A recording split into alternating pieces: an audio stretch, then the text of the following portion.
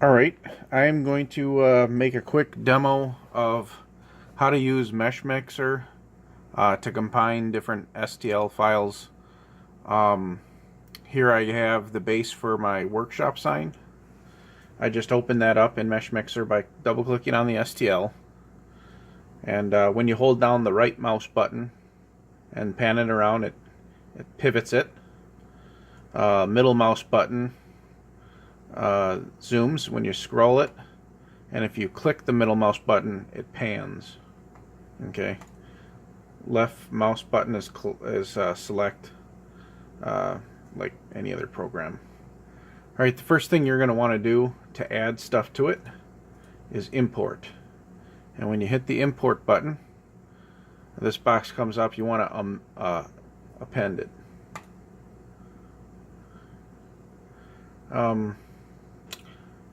For ease of use, I'm just going to bring in the three tools together. But you can bring them in individually also. It might take a minute to bring in some of the bigger files. Okay, so here the object browser came up, and it's showing my two separate STL files. With the three tools selected, I'm going to go over to Edit and Transform. And right now I'm on local frame. That means when I rotate this, the X, Y, and Z will stay with the object, not the world. The other one is the world frame. It can depend on which one you want. So neither is correct. We have some grips here. The arrows will bring you straight the direction that it's on. The box in the middle will scale the whole thing up and down. The box grips on the end will scale it only in that direction. And then these arches here are for rotation. The triangles will move it along the two axes that that's on. So if I want to slide it in position, I can grab this triangle and move it over here. And you can see I'm floating up in the air. So you can bring this down and align it if you want. There are different alignment tools, and I'm not going to really get into that. You can play around to perfectly center stuff. But I find for a lot of stuff I do, eyeballing it is just fine. Just hit accept, and it locks it into place there. Oops, I hit the wrong button. So here we are. There's that, and it's still floating there. You can go and move it some more. The easiest way to see it is to watch the edge. When the edge starts disappearing, that's when you know you're against. Other things, like I said, you can do, you can scale it up. So if I go like this, it's going to scale the whole thing up. You can see it just distorts. I don't really want to do that. But there's times when you do want to add more height to a tool model. So when you have what you want, you can go ahead and export it. This is the format I save it as. Just rename it something and hit save. It will take a little bit for some of the bigger ones, and the file may be pretty big, but the Meshmix assembly file, if you save that, it might be a lot smaller. So you might want to just keep that around so you can modify stuff. Another trick I do is some models, when you use when you get them from Thingiverse, they have a lot of excess height to them, and you can copy and delete different parts and push them together to get rid of the dead space. And I'll try to show you that.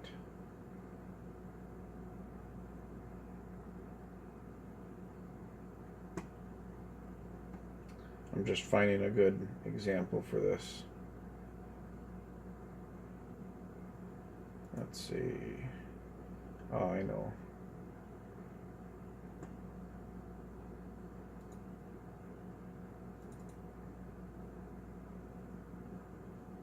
Here, I'm just going to grab any right now.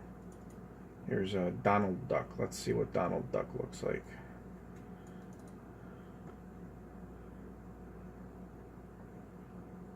Okay. So this model is 100% 3D. It's meant for 3D printing more than 3D carving. One of the things you can do is you can kind of turn it into a relief by going Edit, Transform, and using the shrinking tool. You can flatten it quite a bit. Okay, so there, that might actually be just fine. Okay, we're going to accept that. Your piece of wood might have just the right height, that all that's going to look great when you bring it into V-carve. But maybe the bill and the fist are taking up too much room, because if you see, there's an overhang here, and in V-carve this is just going to be drawn as straight down, and there'll be a big dead spot that's just taking up a lot of room. So what we can do is you can duplicate this thing. Okay, now I made a copy. I can turn off the original, and now I'm just having the copy open. What I can do, and sometimes this selection doesn't always work the best, but I can select here. See if it works, or it does opposite. Yeah, see, it does opposite. Sometimes it does the opposite, sometimes it works okay. But I can go like this. X is the key for deleting. So if you have some stuff selected,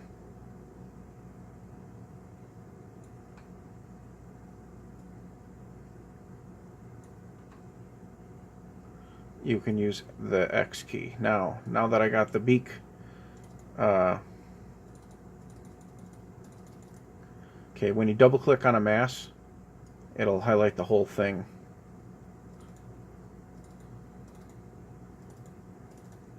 There we go. Sometimes it's slow. Alright, so here's a beak. Try to get rid of everything. You can see I got the dead spot. I'll change my size to my selector, to the brush. And what I want to do is I want to get rid of a lot of this depth in here, so that when I'm looking at it straight on, it looks okay. And I'll show you what we're going to do.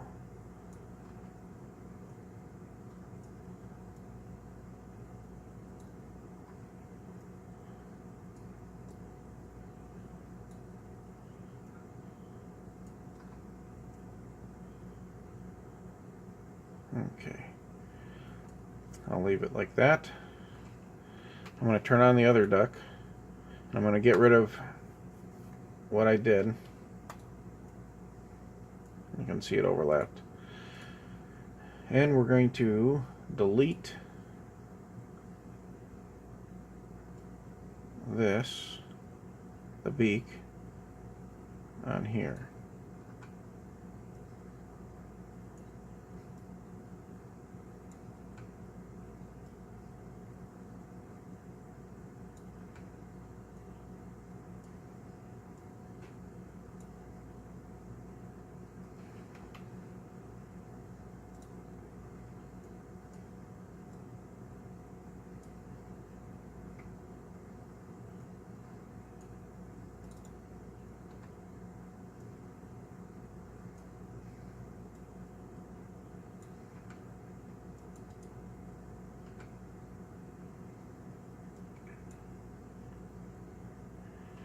Okay, I'm not sure if that's enough or not. Well, we're going to find out. You can spend a lot of time cleaning it up if you want. There's some other tricks too. So now we're going to turn back on the original beak. You can see we got this area that I got rid of a lot of the dead height. And what we can do is we can transform on the small beak, and we're just going to move it back to get rid of some of that height. Now again, we can go in and get rid of and go back to this guy, and everything that's overhung right here, we can select that and get rid of it.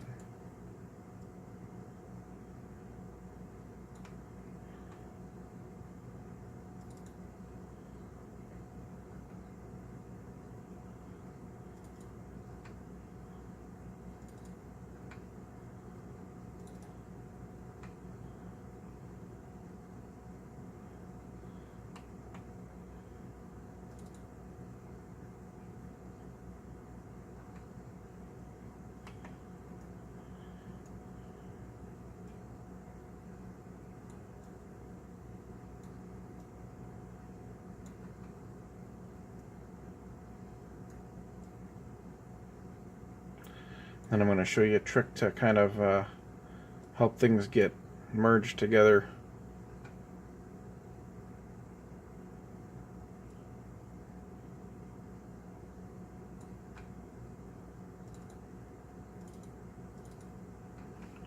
That's still connected.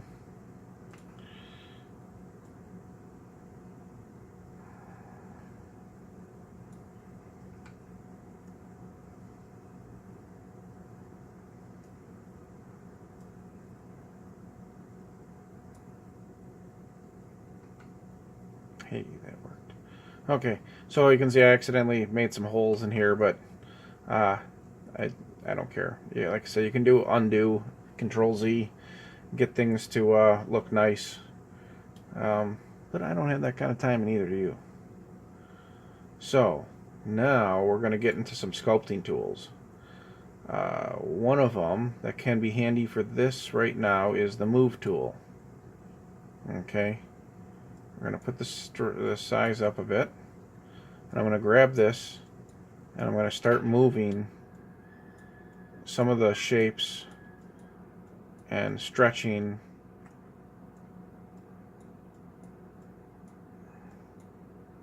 but not so that it's protruding. So we can grab that and bring it in.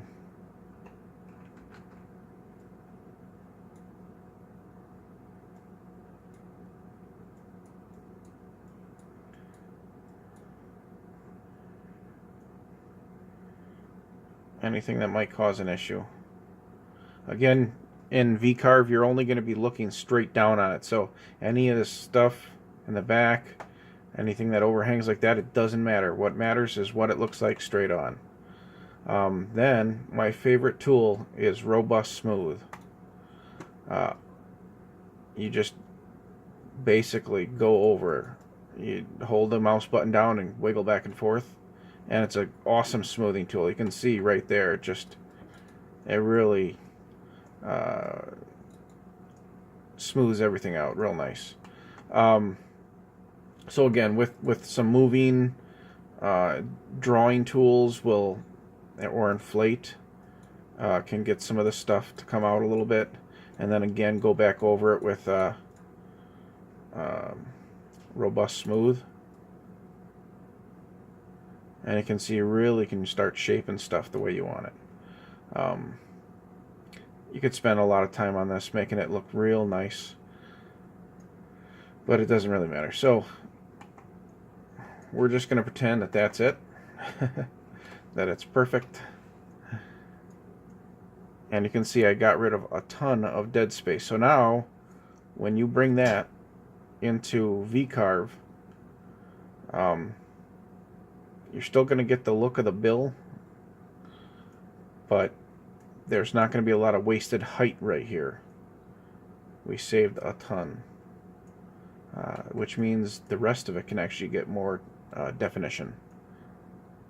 If you can get everything closer to the same plane when looking sideways, you can have more definition in your model. From there, you'd select it all and hit export. And that's about all the time we got for a quick tutorial on Meshmixer today.